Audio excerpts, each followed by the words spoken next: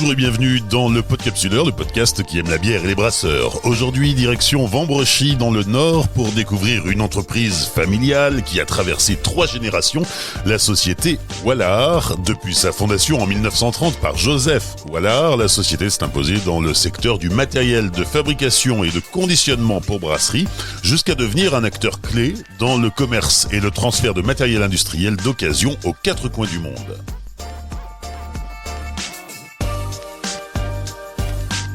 Hors série numéro 23, Wallard, la passion industrielle de Vambrechy au bout du monde.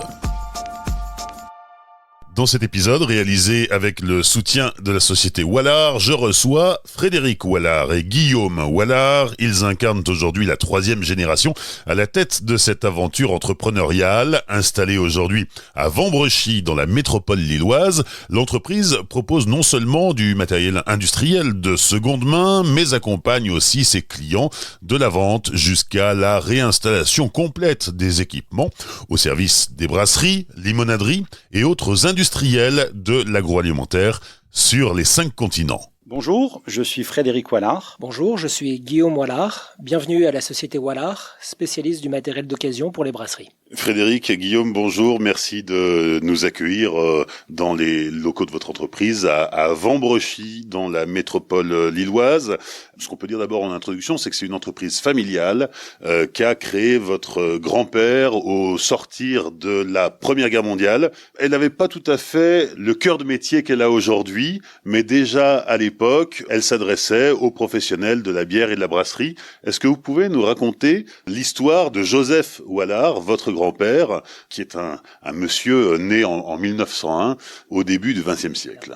Oui, alors à l'origine, il se prédestinait à une carrière de brasseur, puisqu'il y avait une brasserie familiale à Aire-sur-la-Lys, mais manque de peau pour lui. Pendant la Première Guerre mondiale, l'occupant a récupéré le cuivre des salles de brassage et donc a détruit la brasserie, ce qui fait que, en fait, il a dû trouver un travail par lui-même et il a commencé à vendre des céréales et des matières premières pour les brasseries de la région. Et après, très vite, il a enchaîné sur la vente de matériel de brasserie, matériel de brassage et de conditionnement en neuf. Et il a fait ça pendant des années. Et à la fin des années 50, ses 2 fils, Alain et Christian, l'ont rejoint et ont développé en parallèle du matériel neuf également une activité de matériel d'occasion qui s'adressait surtout aux brasseries du nord de la France et de l'Est de la France. Et nous, avec Guillaume, on a vraiment développé cette activité-là, mais à l'international. Quand on parle de négoce, quand on parle de matériel, on parle de quoi ? Alors, tout ce qui sert à la fabrication, ça va être aussi bien les machines de process, donc les salles de brassage, les cuves de fermentation, la filtration, tout comme le matériel de packaging, donc des lignes verres, fûts, boîtes, et toute la partie packaging. À l'époque, on n'est pas dans le même paysage brassicole qu'aujourd'hui, ça a même plutôt pas grand-chose à voir. Quel est le contexte au sortir de la Première Guerre mondiale quand cette activité débute et grandit peu à peu ? Alors, j'étais pas né, donc je sais pas trop. Il avait, son métier principal était agent pour du matériel neuf sur le nord de la France, notamment pour Vandergetten en flamand, qui était un constructeur de lignes d'embouteillage. Pour Meurat, il a travaillé également pour Filtrox. Et donc, il était agent vraiment pour ces sociétés-là sur cette zone géographique. Et petit à petit, en parallèle, ils ont commencé à développer, lorsqu'ils plaçaient une ligne neuve, souvent les clients demandaient de reprendre les lignes d'occasion et l'activité de négoce de matériel d'occasion a commencé comme ça. C'était essentiellement, il y avait des brasseries dans chaque village, il y en avait même plusieurs dans chaque village, donc c'était une activité de négoce de matériel vraiment localisée sur le nord de la France et sur la Belgique et un peu l'est de la France. Et après, ils ont aussi travaillé pas mal avec des groupes, notamment le groupe Castel, qui s'implantait en Afrique en vendant du matériel d'occasion là-bas, des lignes d'embouteillage, des laveuses, des soutireuses, voire des lignes complètes. Donc Joseph développe son activité et puis il est rejoint dans les années 60 par ses 2 fils, Alain qui est votre oncle et Christian, qui est votre père. Et là, l'activité prend un tournant, puisque du neuf, on passe sur du négoce, du rachat et du négoce de matériel d'occasion. Absolument, c'est-à-dire que lorsqu'ils vendaient des machines neuves, les clients leur disaient « mais qu'est-ce que je fais de mon ancienne machine ?» Donc c'est comme ça qu'ils ont eu l'idée de les récupérer, d'essayer de les vendre en matériel d'occasion. Et il y avait un entrepôt à Lille où ils faisaient donc la révision des soutireuses avant de les remettre en vente. Et c'est comme ça que le marché de l'occasion s'est développé et que c'est devenu l'une de nos activités principales. Oui, c'est ça, parce qu'aujourd'hui, Wallard est réputé pour le matériel d'occasion. Absolument. On fait essentiellement du matériel d'occasion, parfois du neuf, mais notre cœur de métier, c'est quand même le matériel d'occasion. Fin 1992, votre oncle Alain part en retraite, votre père Christian est seul à la manœuvre, et puis toi, Frédéric, tu vas arriver en avril 94 pour rejoindre l'entreprise et contribuer à écrire ce nouveau chapitre de l'entreprise familiale. Ouais. En fait, avec Guillaume, on est la 3e génération et on a vraiment développé la partie négoce de matériel d'occasion. Et aujourd'hui, on est reconnu comme l'un des spécialistes du matériel d'occasion de brasserie, que ça soit la machine individuelle comme la brasserie complète. On a transféré des brasseries de Scandinavie vers le Sri Lanka, d'Europe, un peu partout en Europe, en Afrique, avec pas uniquement l'opération de négoce, mais également toute la prestation de service, c'est-à-dire de démontage, de transport, de réinstallation et de remise en route, et aussi bien pour des machines individuelles que pour des brasseries complètes. Oui, parce qu'alors c'est quoi votre expertise dans toute cette histoire? Quand une entreprise, un brasseur vous téléphone en vous demandant du matériel, où est-ce que vous intervenez? Alors d'abord il faut lui trouver donc le matériel et le bon, mais une fois qu'on l'a trouvé, effectivement il faut le transférer. Et parfois ça peut être une usine complète. Donc il nous est arrivé effectivement de démonter des usines complètes où on a dû affréter 3 navires uniquement pour notre matériel. Et pour ça il faut avoir les bonnes équipes qui vont faire un repérage, qui vont démonter proprement, emballer, transporter et ensuite réinstaller toute l'usine, parfois dans des pays avec peu de ressources locales, donc il faut effectivement pouvoir gérer la partie réinstallation et globalement la partie transfert effectivement est bien sûr très importante pour pouvoir remettre en route le matériel. Fort de cette expérience en fait sur des brasseries de taille industrielle, on a un moment on faisait entre 95 et 98% à l'export. Au début du Covid, on s'est recentré également sur les brasseries françaises en appliquant ces mêmes règles sur le matériel d'occasion pour les crafts. Et on a vraiment développé également un département craft pour que ça soit une petite ligne d'embouteillage, une salle de brassage de 10, 20, 30, 50 hectos. Et c'est un volant d'affaires aujourd'hui qui représente quand même une part de notre chiffre d'affaires assez importante. Donc on peut collaborer vraiment avec toutes les tailles de brasserie. Oui, puis c'est aussi quelque chose de nouveau parce qu'il y a du matériel disponible, alors que quand on écoute les pionniers du renouveau brassicole qui ont monté leur brasserie au milieu des années 90, début des années 2000, trouver une salle de brassage de petite capacité par rapport à celle qui existait à l'époque, c'était impossible. Effectivement, à l'époque, il n'y avait pas de fabricant de matériel de microbrasserie et il n'y avait pas non plus de marché de l'occasion puisqu'il n'y avait pas de matériel à vendre. Et ça, c'est arrivé progressivement où des entreprises se sont spécialisées vraiment dans les salles de brassage, dans les cuves de fermentation, dans des tailles plus réduites que le matériel industriel. Et puis, on a commencé à avoir des microbrasseries qui se sont développées, progressivement revendaient leurs équipements et donc avoir un marché de l'occasion qui se développe en matériel pour les crafts. Quand on dit que les microbrasseries revendent leur matériel, c'est pas forcément pour les raisons difficiles qu'on connaît aujourd'hui, c'est peut-être aussi parce que elles ont débuté petit, puis elles se sont développées peu à peu pour grossir. Oui, absolument. On a beaucoup d'exemples, et même à proximité, de brasseries qui se sont créées il y a 4-5 ans, qui ont commencé un peu avec des bidons de 500 litres, 2-3 ans après acheter une salle de brassage de 20 hectos et 2-3 ans après à nouveau passer sur une 40 hectos. Donc il y a effectivement des progressions très importantes avec du matériel qui du coup doit être renouvelé parce qu'il est trop petit et qui peut servir pour quelqu'un qui est 2-3 ans auparavant donc et qui débute et c'est comme ça qu'on fait pas mal de transferts de matériel. Fred en a touché quelques mots, mais aujourd'hui votre terrain de jeu il est mondial. C'est assez fascinant de voir la map monde qui est dans le bureau derrière nous là, sur lesquels sont pointés avec des punaises tous les pays ou même les villes dans lesquelles vous avez œuvré pendant ces 20 dernières années. Il n'y a aucune limite. Alors on a acheté et vendu du matériel dans toute l'Europe, quasiment une très très grande partie des pays d'Afrique, pas mal en Asie. Il y a que le continent américain où, mis à part l'Amérique du Nord, on a assez peu vendu. En Amérique du Sud, quelques équipements, mais nos principaux marchés, c'est quand même l'Europe, l'Afrique et une petite partie de l'Asie. Oui. Par exemple, là, sur la première partie de 2025, on a fait des projets en Jamaïque, en Guinée-Bissau, au Vanuatu actuellement, où on a une équipe en ce moment qui est en train d'installer une petite ligne d'embouteillage dans une brasserie, mais également à Saint-Amand-les-Eaux, où on vient de terminer un projet de transfert d'une ligne en eau minérale.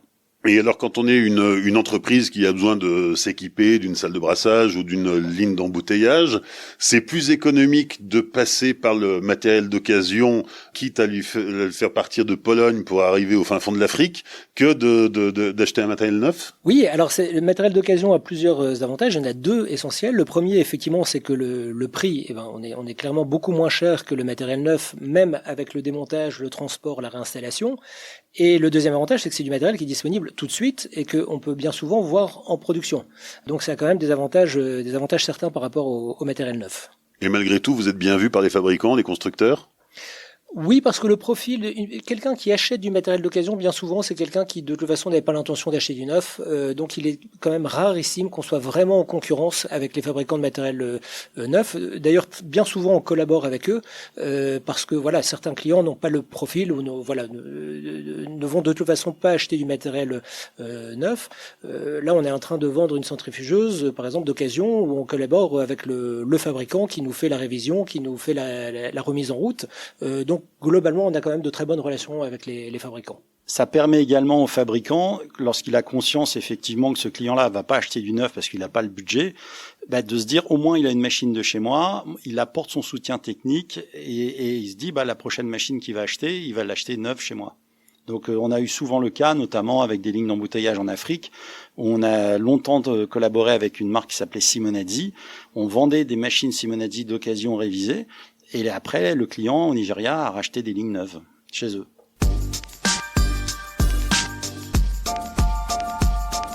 Frédéric Wallard, Guillaume Wallard, quand on vous entend parler, évidemment, on a envie de voyager, on a envie de vous faire raconter vos exploits. Je me rappelle, la première fois qu'on s'est rencontrés, c'était sur une péniche en République tchèque, et vous m'aviez fait rêver le temps d'un dîner en me racontant vos exploits aux quatre coins du monde.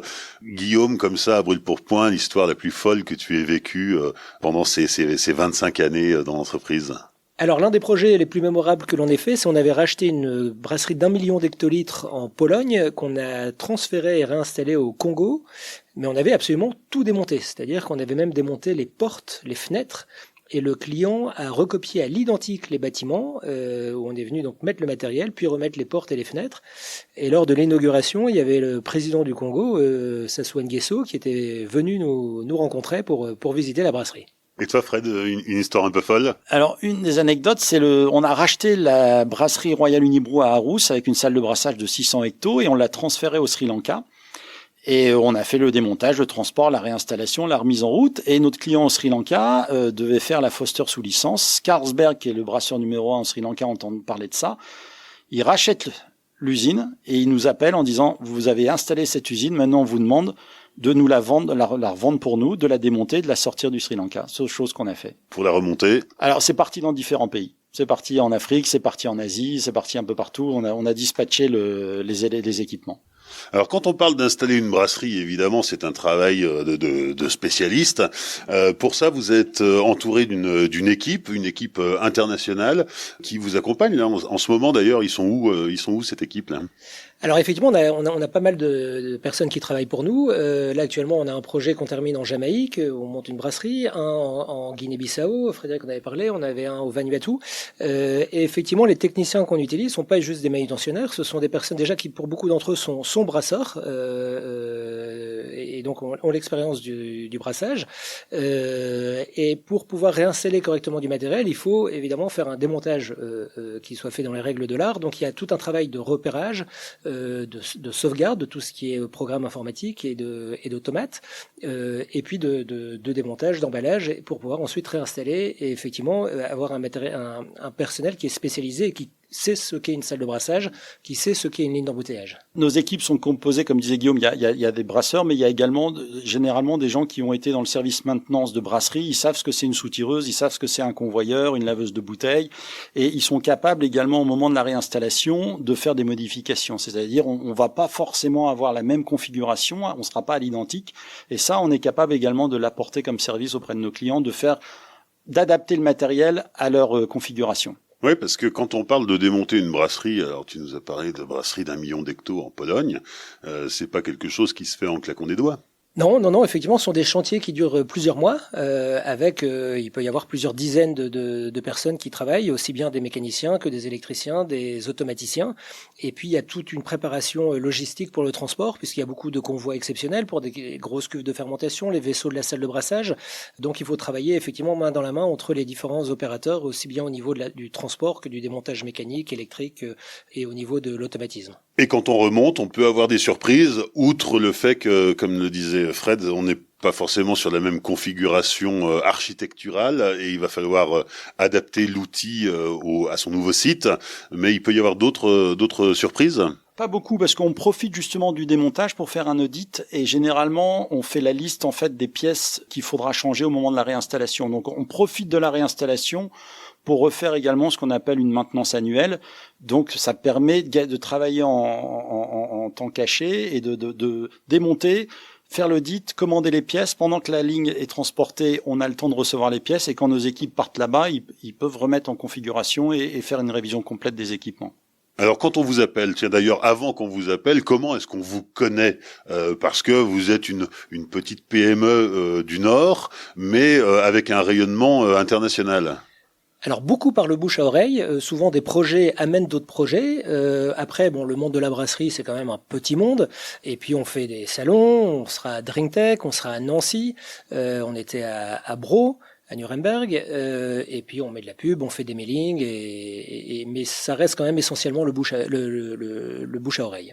Alors on vous appelle et on vous dit tiens j'ai une brasserie d'1 million d'hectos en Pologne à vendre. Vous la rachetez ? Alors, on peut la racheter, ça nous arrive de racheter pour stock quand ce sont des équipements relativement standards où on sait que ça se revend assez facilement ou que, en tout cas c'est produit très standard.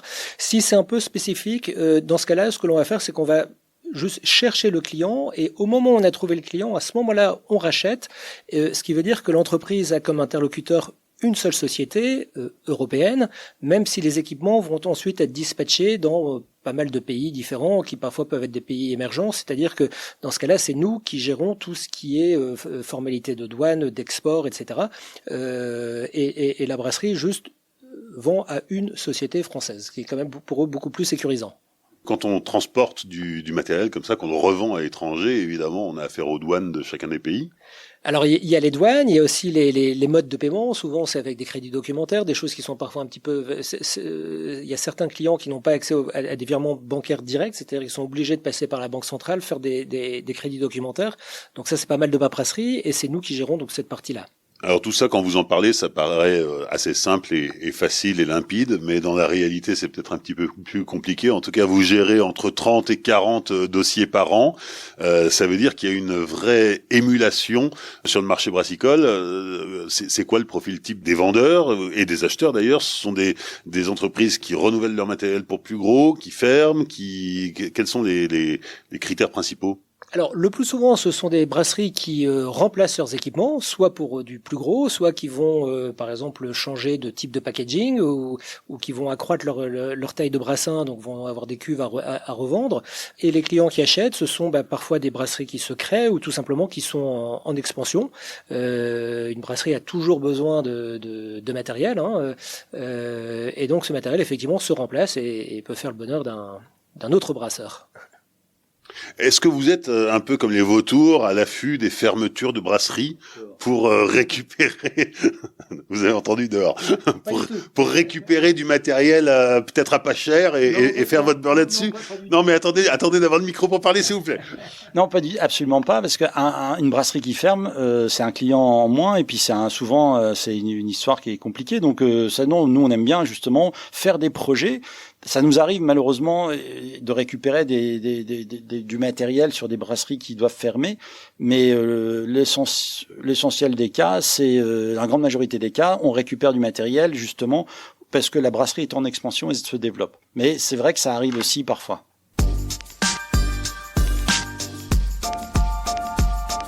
Aujourd'hui, tout le monde le sait, on trouve très facilement une brasserie, j'allais dire clé en main, en vente sur le Bon Coin, ou dans une situation encore plus extrême, dans les salles de vente aux enchères. Est-ce que ça peut être une bonne affaire, ou en quoi est-ce que vous allez vous démarquer et apporter une plus-value par rapport à ces solutions un petit peu toutes faites ? Alors, les ventes aux enchères, ça, on décommande très franchement, parce que lorsqu'il y a une vente aux enchères, après la vente, vous avez un timing très serré pour sortir le matériel. Il y a peut-être eu 60 acheteurs différents qui ont acheté chacun une petite partie du matériel, parmi lesquels des mitrailleurs qui peuvent récupérer les métaux. Et quand vous arrivez, si vous vous rendez compte que la limite de fourniture n'a pas été clairement définie ou que quelqu'un est passé avant vous, vous avez souvent de très très très mauvaises surprises. Donc ça, vente aux enchères, nous on fait jamais. Oui, après, la première étape de notre métier, c'est d'auditer le matériel. Tous les jours, on refuse du matériel.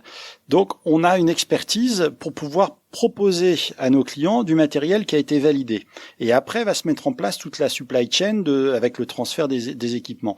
Mais on a une vraie crédibilité pour faire un audit complet des équipements avec nos équipes. Et à chaque fois, il y a du matériel dans des brasseries quand on récupère certaines choses qui vont être mitraillées parce qu'on estime que on n'arrivera pas à les remettre en route, c'est trop compliqué, trop vétuste ou trop ancien. Et sur le Bon Coin, le problème, c'est qu'une fois que vous avez trouvé le matériel, il faut le transférer. Donc, il faut le démonter, il faut le transporter, il faut le réinstaller et il faut qu'il tourne une fois qu'il a été réinstallé. Donc, c'est ce qu'on appelle le commissioning. Et ça peut parfois être quand même assez complexe et il y a une vraie expertise là-dessus. En fait, c'est pas tout de trouver le matériel, mais ensuite, effectivement, il faut le réinstaller sur son nouveau site. Si on fait un focus sur les brasseries artisanales qui sont de plus en plus nombreuses aujourd'hui, qu'est-ce qu'elles recherchent quand elles font appel à vous ? Alors beaucoup cherchent des cuves, et d'ailleurs pour ça on a des cuves ici stockées dans l'entrepôt que tu as pu voir. Typiquement ça va être un brasseur qui nous dit voilà, moi je cherche des cuves 10 hectos en isobarométrique et on est capable de lui livrer le lendemain. Évidemment, on a beaucoup parlé de la bière parce que c'est de là que vous venez, de par l'activité de votre grand-père à ses débuts. Mais aujourd'hui, vous intervenez plus largement dans tout l'univers de la boisson. Alors, boissons et alimentaires, on fait tout ce qui est matériel de brasserie pour les soft drinks, les limonadiers, l'eau. Et puis ensuite, on a pas mal de clients qui, notamment dans les pays émergents, qui un jour montent une brasserie et puis ils se disent, tiens, je cherche maintenant des lignes de production de pain, de biscuits, de gâteaux, des fromageries en fait. Donc tout ça, ce sont des équipements qu'on a vendus aussi à des clients que l'on avait connus à l'origine par la brasserie, mais qui ensuite nous ont demandé de sourcer pour eux d'autres équipements qu'on a aussi transférés un peu partout dans le monde dans des produits alimentaires. Alors, quelques exemples plus précis ? Quand l'abbaye d'Orval a remplacé son matériel de fromagerie, on a racheté l'installation qu'on a été vendre au Sri Lanka et qu'on a installé au Sri Lanka. On a également racheté des lignes industrielles de baguettes qu'on a repris à Bâle en Suisse et qu'on a installé au Congo. Des lignes de biscuits aussi qu'on a démontées en République tchèque et qu'on a été installées au Nigeria. Tout à l'heure, on a parlé de vos plus gros projets, en tout cas impressionnants en termes de manutention et de déménagement.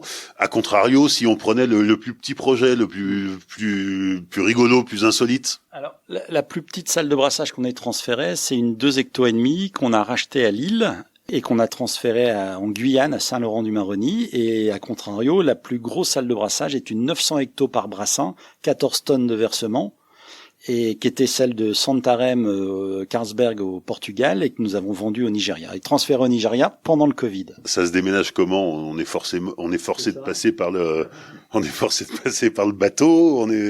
C'est forcément des moyens colossaux. Il y a des convois exceptionnels un petit peu partout.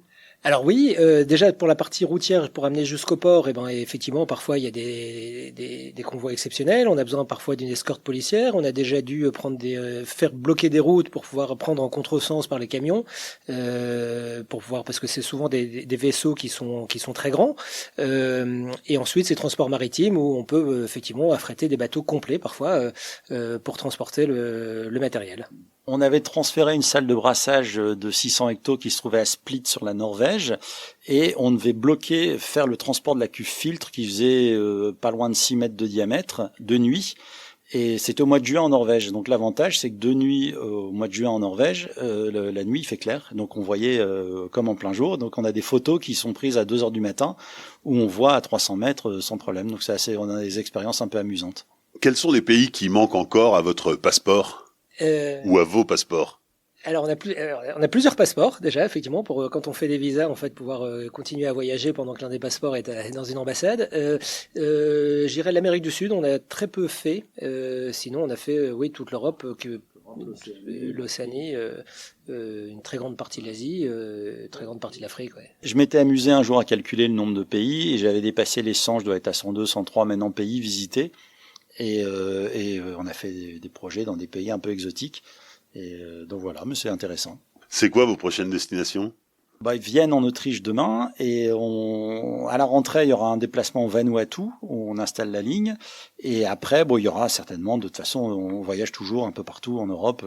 La fréquence de voyage, c'est quasi un voyage par semaine. Ouais, alors quand on dit voyage, c'est un aller-retour, c'est jamais une semaine de congé. Non, c'est souvent des voyages très courts, 2-3 jours maximum. Lors du projet qu'on avait fait au Sri Lanka, moi j'avais déjà fait une nuit dans l'avion, une nuit sur place, une nuit dans l'avion. Ça, on le faisait fréquemment. Au Cambodge aussi, on faisait ça.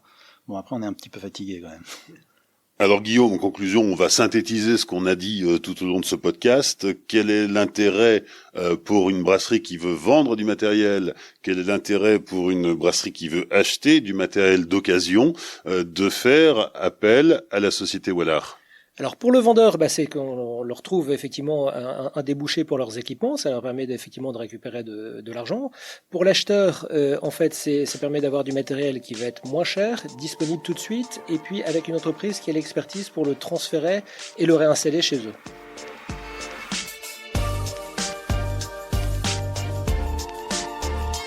Merci à Guillaume Wallard et Frédéric Wallard pour leur accueil chaleureux et pour avoir partagé leur passion et leurs anecdotes sur le développement international de l'activité familiale. La société Wallard vous donne rendez-vous sur les salons professionnels à venir. DrinkTech tout d'abord du 15 au 19 septembre à Munich en Allemagne. C'est le plus gros salon mondial pour les professionnels de la boisson. Et puis les 16 et 17 octobre au salon du brasseur de Nancy qui est le plus gros salon français pour les professionnels de la bière. Pour en savoir plus sur les réalisations de Wallard, rendez-vous sur leur site internet wallard.fr. Rendez-vous également sur les réseaux sociaux du Podcapsuleur, Facebook, Twitter et Instagram pour liker, commenter et partager cet épisode autour de vous. Pensez aussi à laisser un commentaire et 5 étoiles sur Apple Podcast et sur Spotify. À très vite pour de nouvelles aventures. D'ici là, souvenez-vous, l'abus d'alcool est dangereux pour la santé, alors savourez sans forcer.